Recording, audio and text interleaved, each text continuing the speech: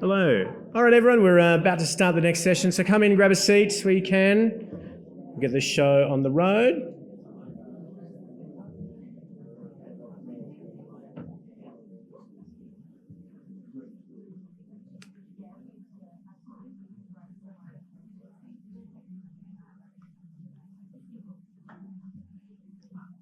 Well, it's been a great 2 days. I'm excited about this session. Lee, have you ever been to a COP? I have never been to a COP. My surname is Constable, but I tend to, have nothing to do with COPs, if I can help it. Not ACAB in this case. So some ACAB does not apply to this kind of COP. All COPs are bloody difficult negotiation processes. Yeah. If you've never been to a COP, who hasn't been to a COP? Oh my gosh, wow. So COPs are incredible, right? It is like the Olympics of policy. It is literally 100,000 people trying to shift the placement of a comma. That is what a COP is. And that is what's going to be coming up potentially in Australia, and we'll leave it to Richie and his team to kind of elaborate on. I went to COP in 2015 and I had like the best time. I mean, it was the good one to go to. It was Paris. So, the good one where there was an agreement. There was an agreement, yeah. We got a document. Woo! Of course, Australia is a Pacific nation. So, we're calling it Australia and Pacific Islands, but maybe we should just say Pacific nations. That's right, Pacific nations. This COP. We are one of them. So to close out this incredible 2 days, we've got a COP31 conversation. Richard Merzian and our esteemed panel will dive into the opportunities and challenges of hosting the global conference. Take it away, Richie. Thank you, Dan. Thank you, Lee. Yeah, we go. Thank you, Dan and Lee, and good afternoon, everyone. I'm given this is the first time I take the floor and we kick this panel off. I just wanted to add to recognise that this is Ngunnawal and Ngambri land and it's never been ceded. Just pay my respects to elders past, present and those to come. And thank you all for joining us for last but certainly not the least panel at the plenary session here at Better Futures, where we will dive into the basics, the benefits and the challenges of hosting a UN climate conference in the Pacific.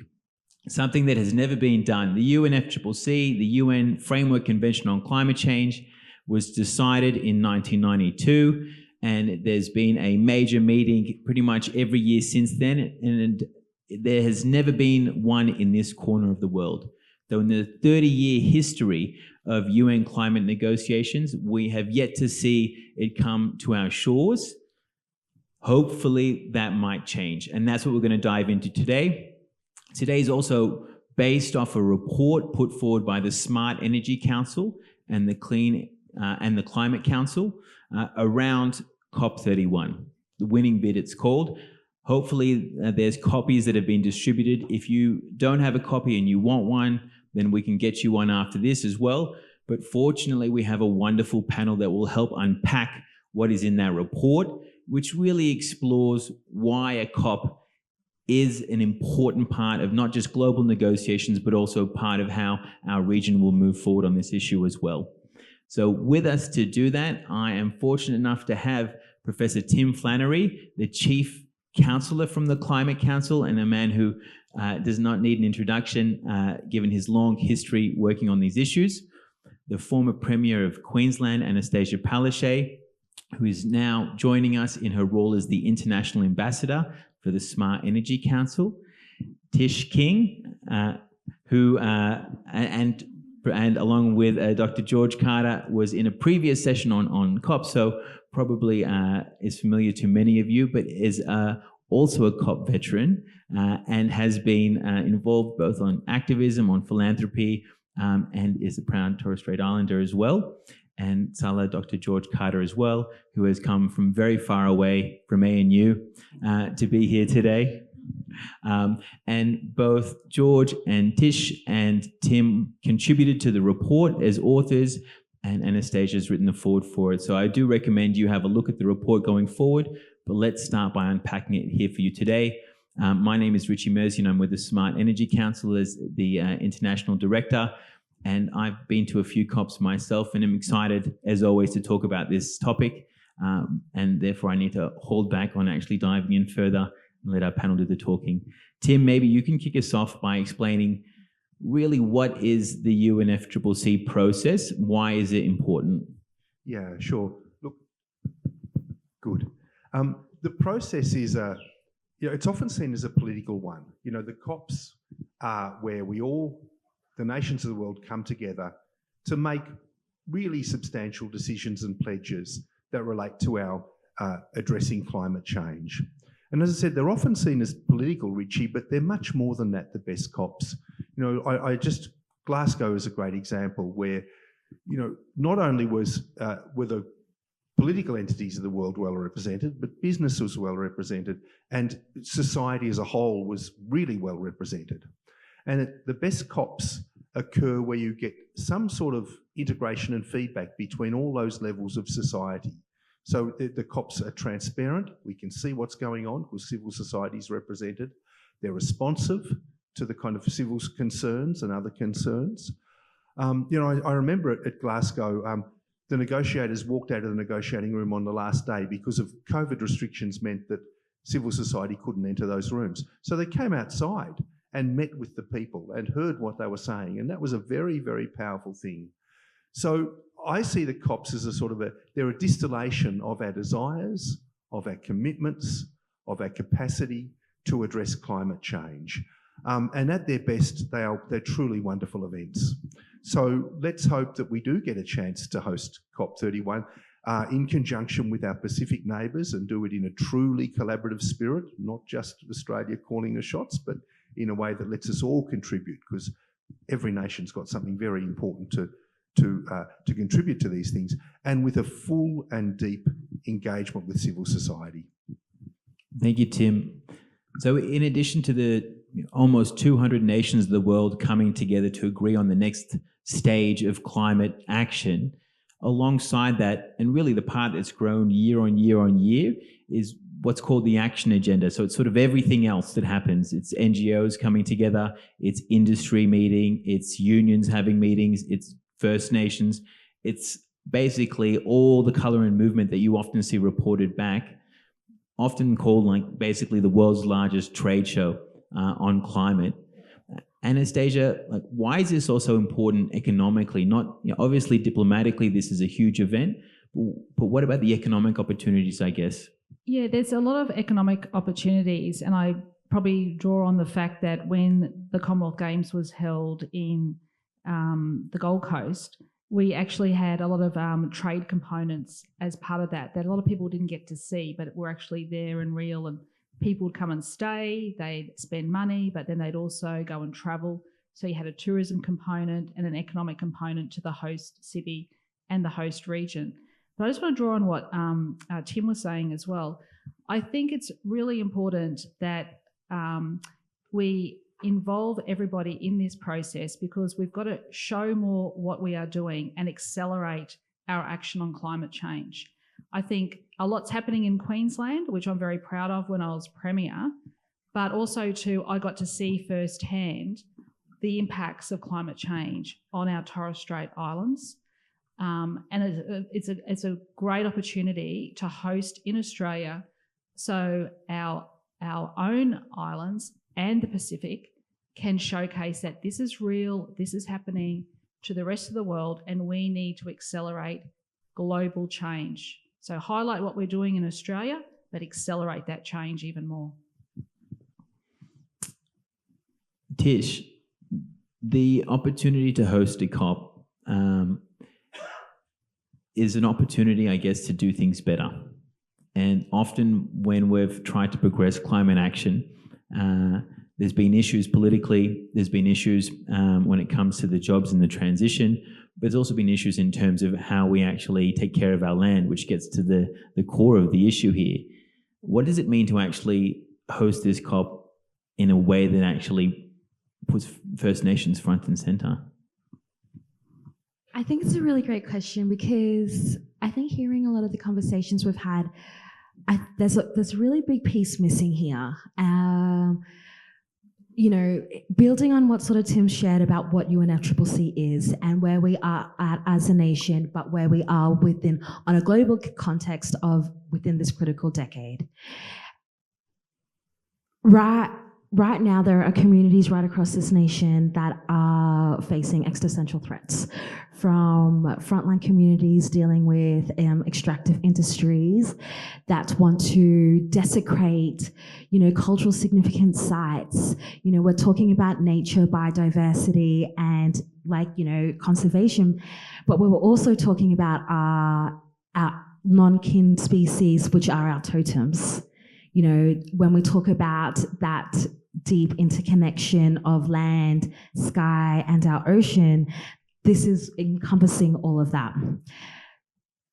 Being able to co-host will be a great opportunity, but there's a lot of work that needs to get done. And after what we've seen in the last year with First Nations justice in this country, there is a big, essentially a lot of work and a lot of healing and a lot of relationship building for leaders, constituents, corporations, everyday people to strengthen their relationships with their own First Nations.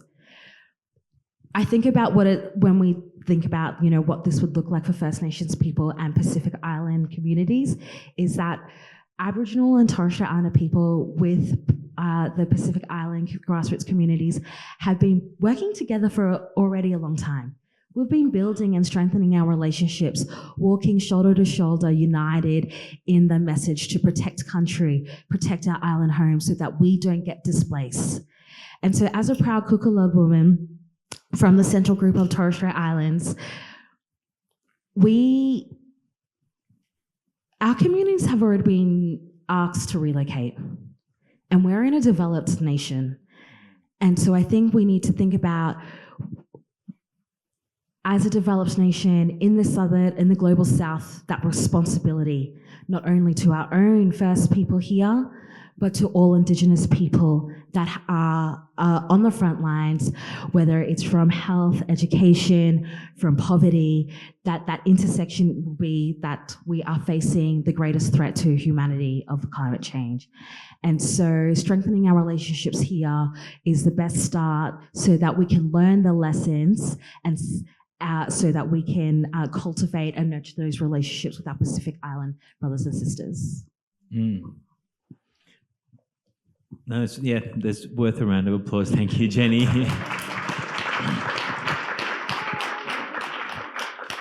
And there's probably lessons learned.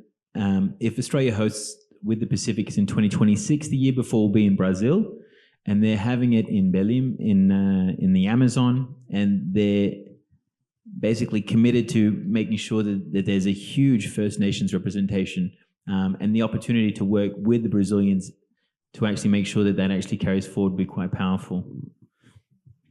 Absolutely. Just quickly, because coming out of that a beautiful Talanoa and hearing from a beautiful Brazilian sister is that we can continue that, the messages and continue and building on and working hard. So yes, sorry. No, please.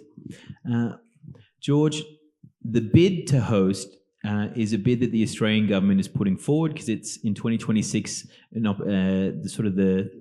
The regional group is the West, in a sense, that gets to host. So this will be 5 years after Glasgow, the last time a Western nation's hosted. But the Australian government has said that this bid is done in partnership with the Pacific. Now, no one really knows exactly what that means, let alone the Australian government. So I guess there's an opportunity to explore that and hopefully define that, or at least vision into what that could and should look like. What do you think a credible partnership actually could look like? I'll go back to, thank you very much for this opportunity. I'll go back to a dinner party in 2019 after the Pacific Island Forum Leaders meeting in Tuvalu, where Prime Minister Morrison was sort of embarrassed in front of the media in terms of the advocacy by Pacific leaders then. And I was asked, George, how can we mend this relationship between New Zealand, Australia and the Pacific? And I said, let's host the COP. Let's host So it's your fault, George. No. everyone at that dinner table, senior officials laughed. You know, we were in the Morrison government and we said, let's host the COP. And since then, and my bread and butter is studying COP for Pacific countries, providing strategy and advice and negotiators and leaders as a part of our research. And what we've seen over the years as this idea of the COP has come into fruition, not only throughout the Australian landscape, but also across the Pacific, is already our societies changing, transforming. I mean, we rarely see our societies here, Australians and Pacific Islanders coming together. And today we just witnessed that by sitting together in a mat. And so the advantages are huge in terms of, and I would like to strongly advocate the work of the presidency.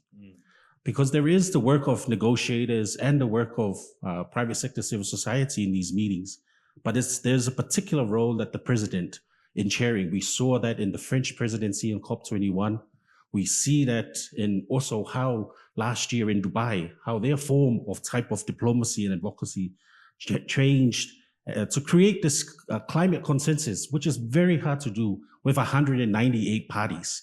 It's not individuals. These are 198 systems to try and find that global system. And Australia, with the finesse of Pacific strategy, of the form of diplomacy, have the opportunity to show that world that type of global leadership in climate change. It can be done using our indigenous tools and forms of consultation. It can be seen in sort of the case studies of not just communities, but our business sector. But it can also be seen in the wit of our leaders. Not just politician leaders, but youth leaders, community leaders. And that is something that we need to really implement and showcase in what will be, what I would call, I like to use the name Oceania, because Oceania is the ocean that connects Australia and Pacific Islands. So it's not just Australia Pacific, but I call it Oceania COP. It is also part of what is our part of the world. And it's essential in terms of highlighting that. For the Pacific themselves, for the Pacific, it's an opportunity not to be left behind. Because as we've seen in the pattern in the last COP, it's been about the emissions, right? It's about the economy. But we've seen that there's not enough attention in addressing the vulnerability, but also the injustices that continue to compound many of the societies. And that's important, that with the opportunity of working with Australia, the Pacific has the opportunity to again say to the world, look at our unique vulnerability. Yes, all societies are vulnerable to the impacts of climate change, but there's a unique vulnerability in this part of the world. And that message needs to be re-articulated, and that's where the Pacific can work with Australia. But also with our type of climate solutions. We do not have the great technology of Dubai. We do not have the big money that Azerbaijan has, but we do have society that works together, multicultural, with great values that are really grounded in our land, sea, and skies. And I think that's part of what the message that the COP and where the Pacific can come through in supporting the presidency under Australia. No, very well put, George.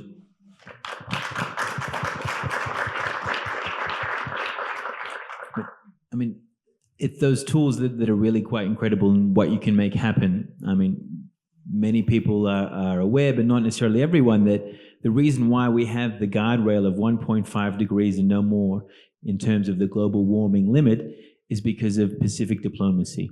They championed that and made that a key ask at the Paris Agreement. And if you think about where the world will be in 2026 and how important it'll be to actually take that leadership and embed that into the ambition that's missing right now, it's all the more important.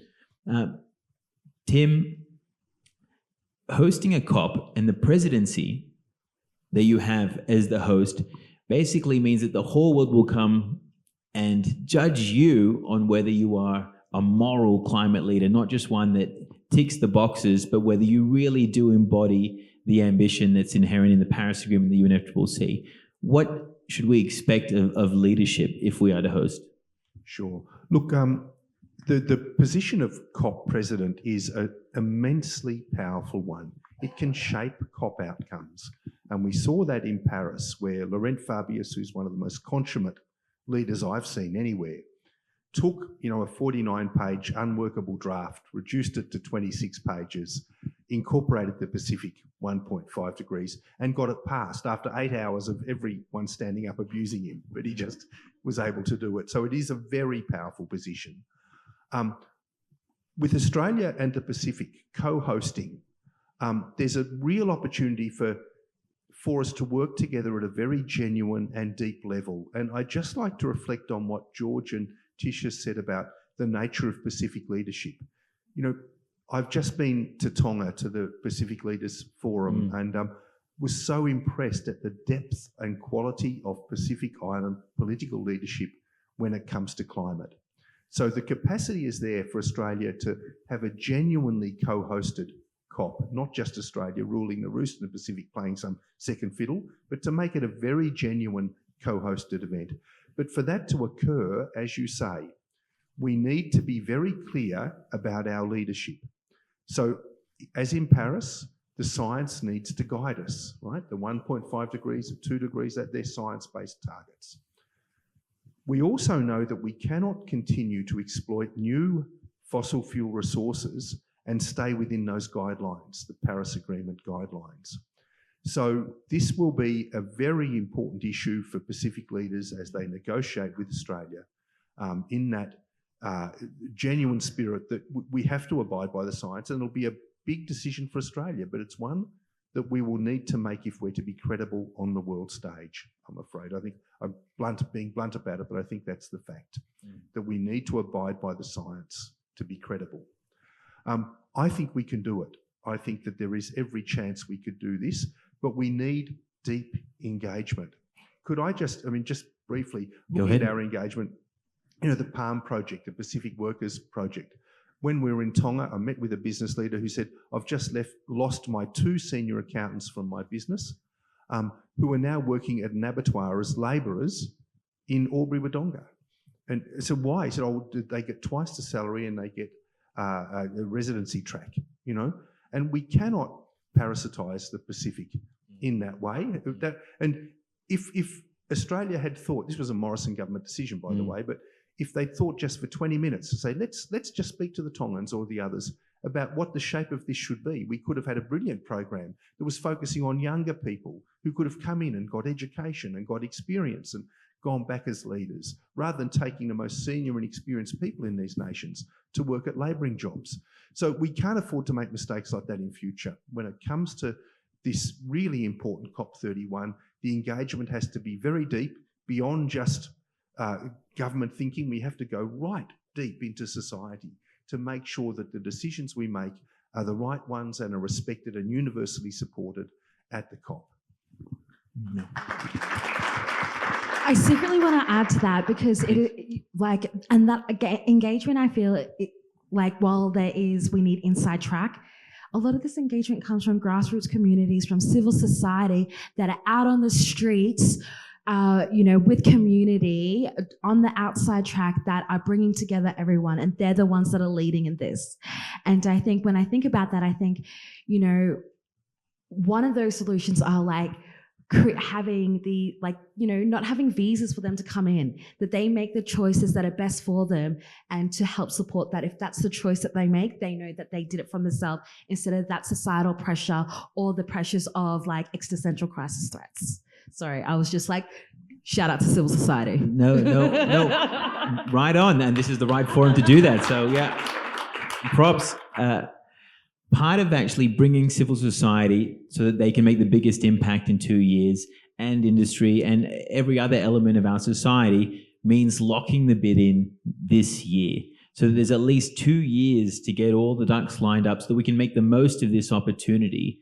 Right now, the bid is still being discussed. Hopeful that it gets sorted out at the COP this year in Azerbaijan, but that's not necessarily certain. So I guess the question for whoever wants to take it is, what do we need to do to lock the bid in? George, you've been following this quite closely. What do we need to do to lock the bid in, I guess? Well, I hope Turkey's listening. Turkey has the opposing bid, and it's a consensus decision process. So whilst that bid stands, then the Australia-Pacific bid cannot be locked in. And that's the holding pattern we're in. As I said to someone before coming, all our lives are on hold right now, waiting for that announcement. Any of our research to seriously look into making the connections and collaborations cannot go through until this announcement is made. And I guess in that regard, I hope that our funders for ARC or funders of research or industry, we do not have to wait for government to make that announcement, that you do the investment now so that the work can start in terms of preparation, while we wait for that political leadership to come through. And the other thing is to now also start capturing what the legacy of the Oceania COP is. We can't just wait, because it's not going to be the consensus, it's the implementation of the Australia-Pacific COP. That's what we also need to think seriously about.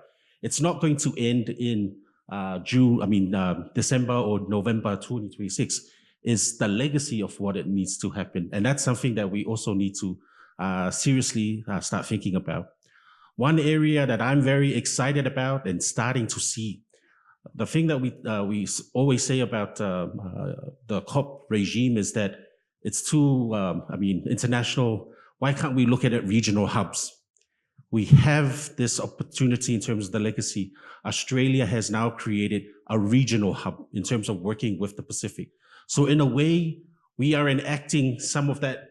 We're now transforming a system of, we need to have regional thinking in terms of our targets.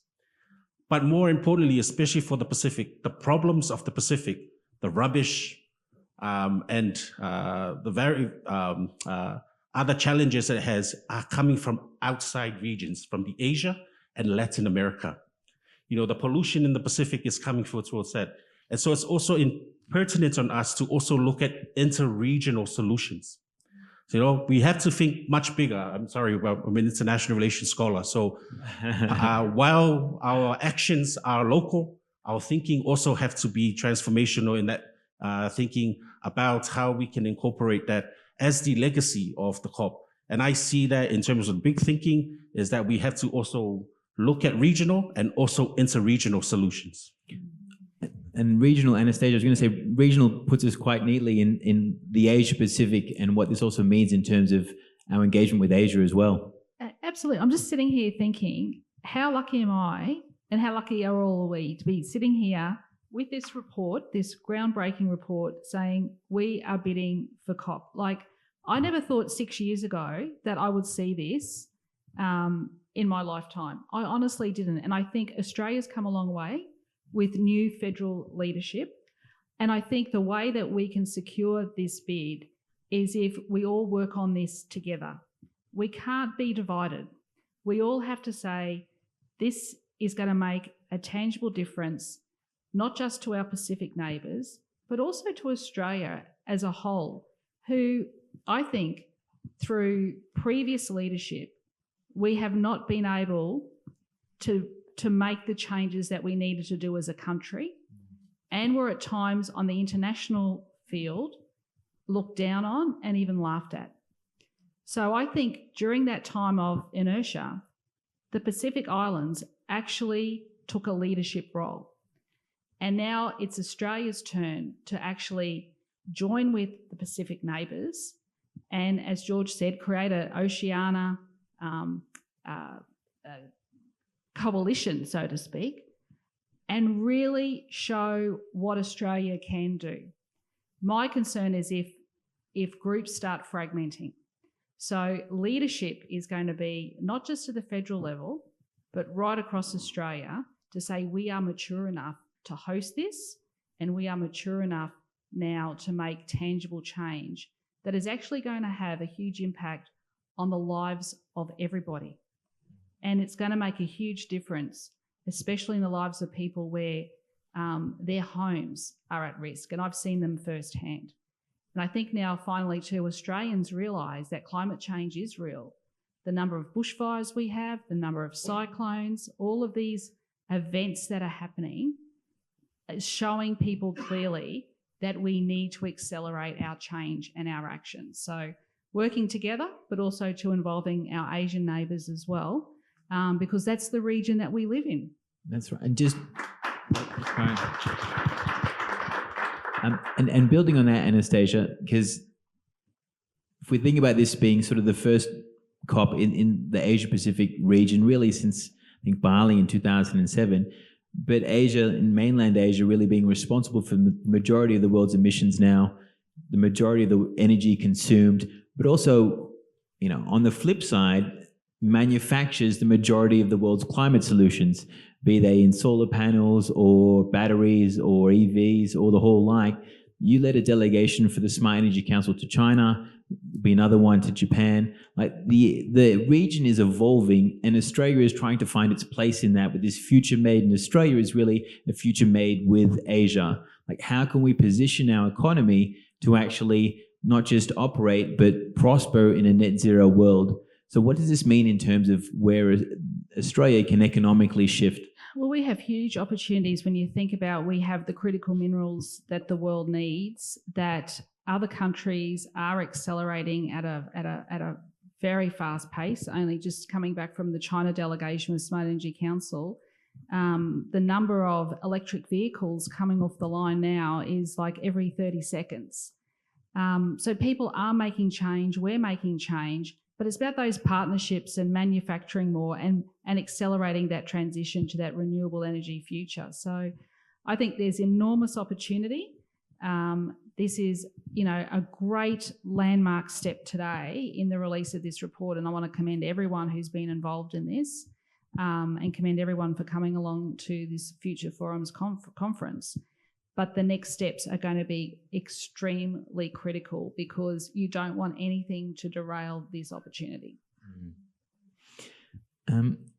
Tish, what are the next steps really? So hopefully, like as George was saying, some things are on pause, but some of these conversations need to start happening now in order for us to get, you know, to build the relationships and the partnerships and the trust to make this as successful as we can for all the reasons that we've just discussed here today. What needs to start now? Action. I don't know how. That's enough. I guess, like, for real change, it's not passive, it's active. And I'm now reflecting, thinking on my beautiful sissy from Samoa, Brianna Fruin, Sissy BB, where she just recently just shared like something so beautiful, and I want to share today to really reflect on what this actually means, because there is not only opportunities for our economies, not opportunities to strengthen our relationships across Oceania, but it's for all of us to thrive for a just and equitable future, but we need to reflect on what that actually means. And she said, like, we talk about how it takes a village to raise a child, but it also takes a village to fail a child.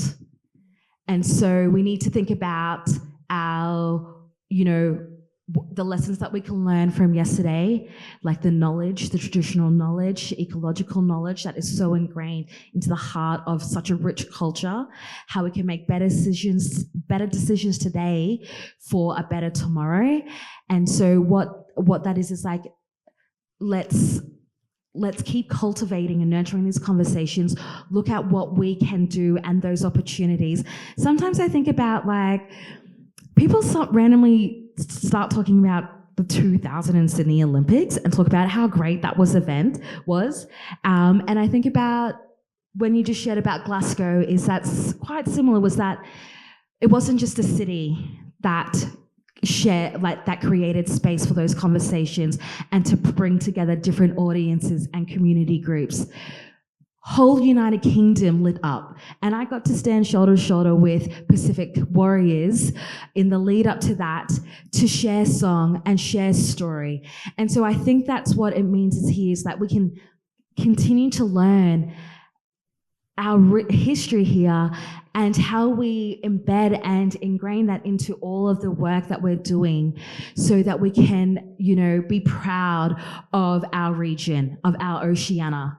And so it just starts with just listening, learning, going slow, which is a bit hard in an existential crisis in a critical decade. But I guess but we can do hard things. Yeah, and I guess that's just like, I think about like it's just where we're at is like it's the vast difference between climate justice and climate action. How 1.5 degrees can mean a fighting chance for our island communities to remain on their homeland and not become climate refugees to, losing our homes. And so, we wield the weapons that can make us or sell us out. We're going to open up to questions from the floor. So while you think of your questions, I just got a question for anyone who wants to volunteer on the panel. Hosting a COP is a 2-week event in one city. But really, there is no strict way of hosting. There's preparatory meetings that you can host in other cities. You can do regional roadshows, as has been done in previous COPs. What do you want to physically see happen? And if you do have a preference for which city the COP is hosted in, you can share that as well. And we'll have a think about your questions. If you want to ask a question, feel free to put your hand up. And whoever wants to kick us off, feel free from here. Could I just add, if you want to see what a COP's like, at 6:30 we're showing a documentary called Climate Changes in this theatre here, which was shot in large part in Glasgow a couple of years back, but also includes interviews with a vast variety of Pacific leaders. So I just say, if you want to get into the nitty-gritty and see what it's like, just stick around.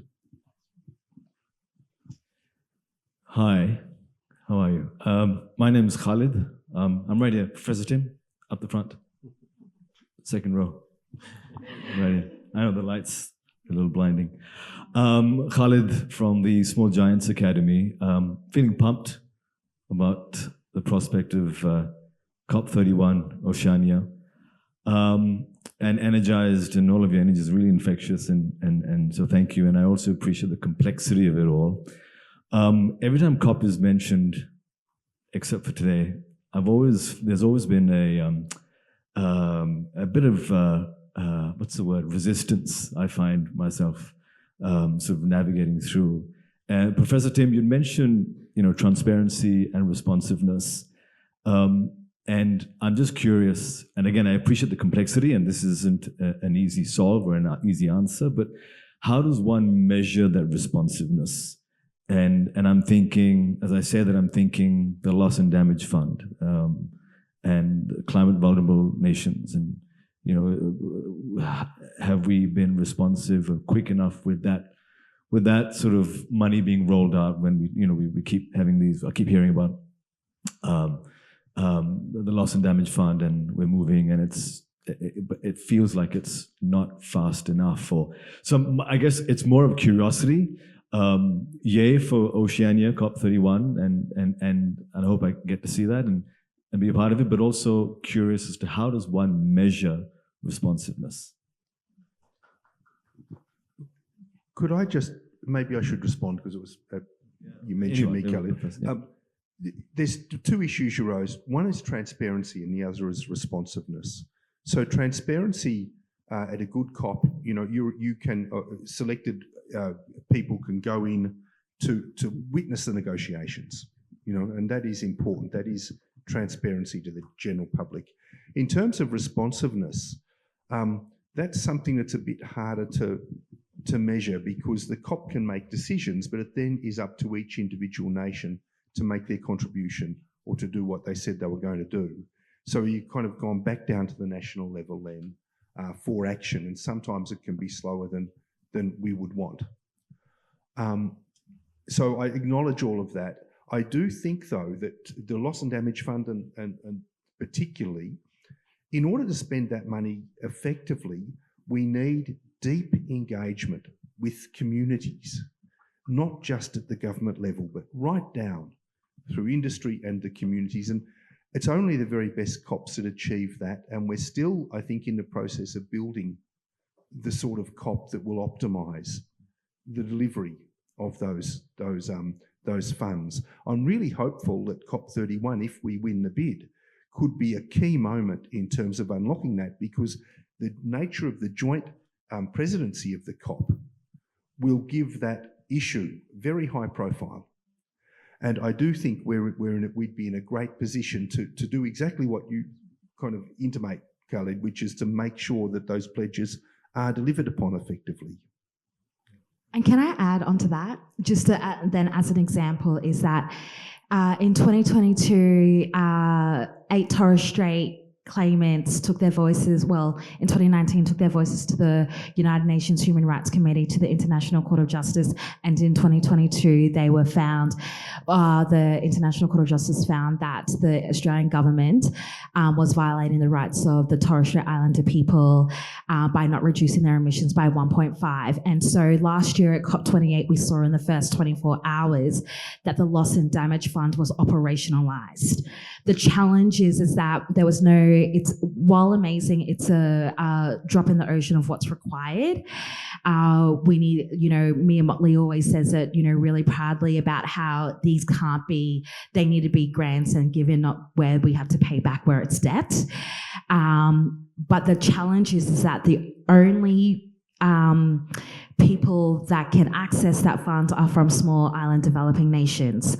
So the outcome that happened that the Torres Strait Islander people won was that we won loss and damage. That was actually a component that was from the case, and that so that we can remain on our homeland. So we are a First Nations group that won a case for loss and damage, but cannot access international funding mechanisms of loss and damage, and we cannot access resources here from our nation as per the outcomes from what we saw from our May budget.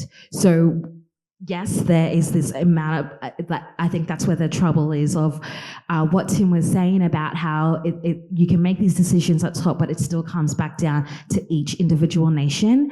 And so this is where we need to come together to continue to put pressure on, and this is an opportunity to show that, so that we can deliver just and equitable outcomes for all, because we're all feeling the impacts of climate, but we're not feeling it equally. And this is a mechanism that we are being impacted, and that the struggle is real.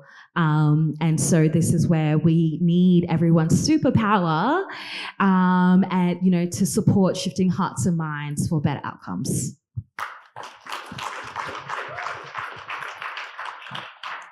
Thanks, Richie. Krista Singleton-Cambage. I lead our global engagement on COP31 for WWF International. Lovely to see you all, and thank you so much for your comments and for the report. Kudos to the Smart Energy Council and Climate Council. It's absolutely fabulous to see this work. I'd be really interested in your reflections talking about the potential legacy of a COP presidency. I think we have a unique opportunity in the coming years in the Southern Hemisphere, hoping, of course, that we get the bid for an Oceania COP in 2026. We'll go from Brazil COP30 2025 through to this region in 2026. The following year, COP32 will be back in Africa. If it's in the southern part of Africa, I'd be really interested in your reflections on a potential overall presidential legacy as we pass from one COP to another in the Southern Hemisphere, and what that could potentially mean in terms of the geopolitics and really changing the global climate conversation overall. What are those key opportunities that you could potentially see? We might take one more question, which is just over there as well, and then give everyone opportunity to answer. So do you want to, I think there was a hand or two hands. We'll see if we can squeeze two questions in. So we've got the legacy question from WWF, and we'll just take two more. Thanks, everyone. Fabulous panel. I'm Rachel Morgan from Melbourne University. And George, in particular for you, but also for you, Tish, how do we... there's been a lot of historic damage done by Australia, in the Pacific as well as obviously here. And in the Morrison years in particular, there was a kind of doubling down on a real condescending attitude towards, Pacifica countries. And how do we get ourselves, I'm really interested that you thought that the COP was actually a chance to kind of move us on from some of that history. So I guess how in addition to centering First Nations voices here in this country and, and really giving a lot more, actual support and investment into the needs of First Nations communities here, how else do you think the Australian government, what kind of actions need to happen at a government level to, we can do a lot of grassroots relationship building, but what should we be asking from government to be real partners in this COP with Pacific nations? That's a great question. We'll take one last question, then we'll give everyone an opportunity to respond and provide any final comments. Thank you so much. It's a lot to remember, isn't it, for everyone? I'm Rachel Stewart from WSP. I lead the decarb program there. My question really links into what Rachel said as well, which is amazing opportunity to host the COP. But I'm wondering about how Australia is the 5th biggest emitter globally, and how that kind of gets approached with this COP as well. A lot to unpack there. So questions on legacy, questions on the relationship with the Pacific and whether this is a real reset, and then also Australia's legacy itself as a fossil fuel nation. So feel free to jump in, and you can also provide final comments.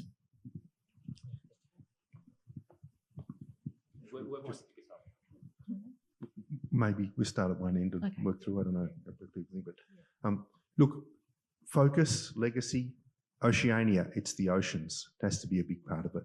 We could do something very special with the oceans at this COP. I think in terms of a reset and in terms of the fossil fuel, the 5th largest emitter, you're quite right.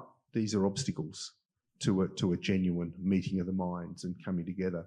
But we have to admit that past, and we have to state clearly how we're going to be moving as Australia away from that heavy dependency on fossil fuels, which is so damaging the future of our neighbours.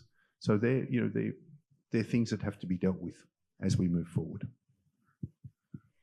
Well, what will happen is governments will focus very clearly on giving an update on what they're doing, and also it will actually lead to, I think, greater policy engagement by government leaders, because they will want to showcase what is happening and draw a line in the sand from the inaction that happened. You asked earlier too, Richie, where it should be held. I'm going to be biased and say Queensland. and in relation to legacy, I think we need to involve the community. I think that's really important. And I think the legacy also needs to come from the community and what they'd like to see. So that engagement process would have to start pretty soon after a decision was made. But unless you've got the community involved, of course, government be involved and industry, I don't think we'll see the real benefits unless everyone's partaking in that. I really echo that, and I think a part of those community groups are not just First Nations, but those with, disability and need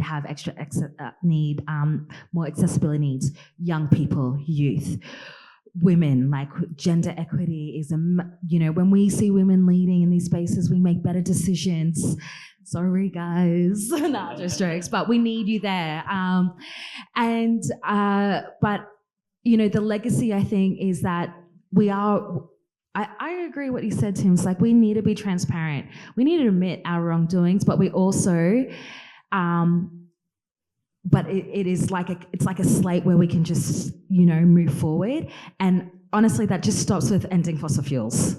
If that came out of this, like the Oceania Pact, and this came out, and that was like, 1.5 was that we've just only had fossil fuels come into the text. Now, instead of phase down, let's phase out.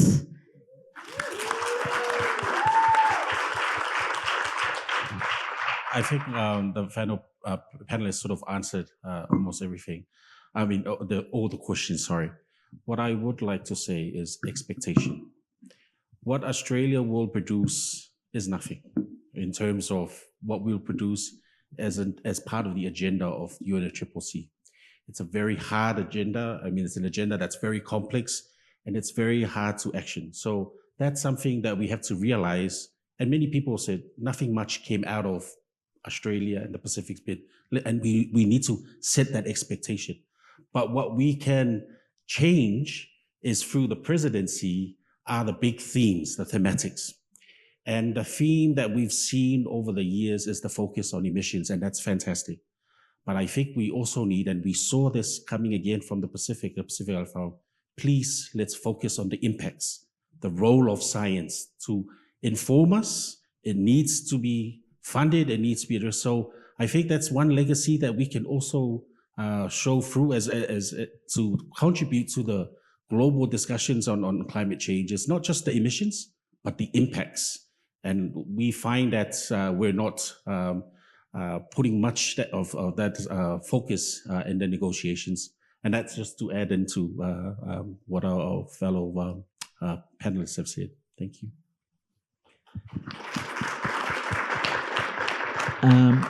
Big thank you to Tim, Annastacia, Tish, and George. Thank you all for sticking around for this final panel. And the final comment really is just, if you want this COP to happen, then we need to agitate for it to happen. These things don't happen organically. Unfortunately, climate action in this country requires people power. So please go out there and demand that these things happen. So thank you. Yeah. I'm all pumped up after that. Yeah, me too. Thank you so much, everyone. It's been a really engaging couple of days. And obviously we're a forum on better futures, but I think one thing that's been brought home to me, we've been up here being a couple of pelicans, obviously making jokes in between. Big mouth, small ears. Yeah, but Christian from Yarrabington on day one yesterday, which now feels a long time ago, was talking about that Bilby concept of having bigger ears and a smaller mouth. And it was nice during the last session and the Telenoa with Alopi Latukefu to have that moment myself, to have bigger ears and be less of a pelican. And yeah, just to be a bit less of a pelican and a bit more sincere in this moment, just wanted to say that, from Auntie Matilda's welcome at the top to all the questions and comments we've heard throughout to this session now. It's really amazing to see that First Nations people, Pacific Islanders, Torres Strait Islanders, Aboriginal people is such a significant vulnerability and strength, and also just so humbling, after being put through so much, to be welcoming and inviting and sharing knowledge and sharing anger and sharing sadness, all of those emotions, as well as the joy of, the jokes we make as pelicans. All of those emotions can really, motivate a change for the future. So that's one of my great takeaways. So thank you so much to everyone who's been a part of that. That's been wonderful. Yeah. So good. And I remember the minister in WA saying that it could be possible that processing green iron in Australia, we could knock out 8% of world carbon emissions, which just blew my brain. Mm-hmm. I was like, that is absolutely insane. So I'm just thinking about that stat a lot. Green metals. Yeah. You're hearing a lot more green metals. So it's really great. So stick around outside. Auntie Matilda is back. She's going to be doing a wonderful closing ceremony for us, complete with music, dance, and I understand canapes. So if you didn't get enough canapes last night, there are more canapes tonight. So just follow the drum beats out there. And also there's an opportunity for you all to share back to Better Futures Forum.